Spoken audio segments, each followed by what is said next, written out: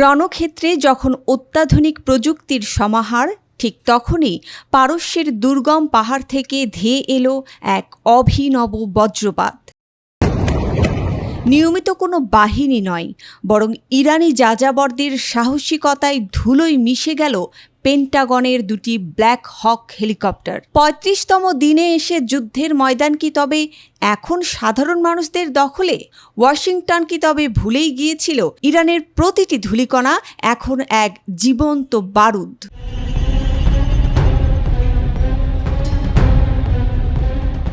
আইআরজিসির ৫৫ নম্বর স্টেটমেন্টে অবাক হয়ে উঠেছে গোটা বিশ্ব।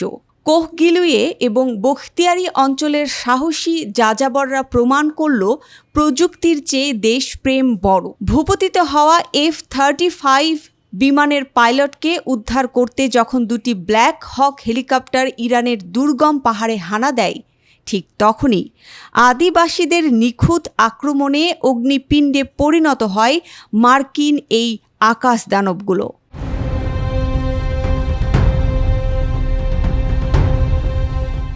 কোনো নিয়মিত সেনা ছাড়াই পাহাড়ের ভাঁজে এখন মার্কিন দম্ভের সমাধি। অপারেশন প্রমিস ফুলফিল্ড 4 এর অংশ হিসেবে এই সাধারণ মানুষগুলোই আজ সীমান্তরক্ষীর ভূমিকায় অবতীর্ণ। পেন্টাগন যেখানে ভেবেছিল পাহাড়ি এলাকায় কোনো বাধা থাকবে না, সেখানে নৃগোষ্ঠীর এই পাল্টা আঘাত তাদের হিসাব নিকাশ পাল্টে দিয়েছে। মার্কিন কমান্ডারদের উদ্ধার অভিযান এখন পরিণত হয়েছে এক করুণ ট্র্যাজেডিতে। ইরানের প্রতিটি জাতিসত্তা আজ এক কাতারে দাঁড়িয়ে। বখতিয়ারি থেকে শুরু করে প্রতিটি নৃগোষ্ঠী এখন মার্কিন ও জায়নিস্ট সন্ত্রাসীদের বিরুদ্ধে প্রতিশোধের নেশায় মত্ত।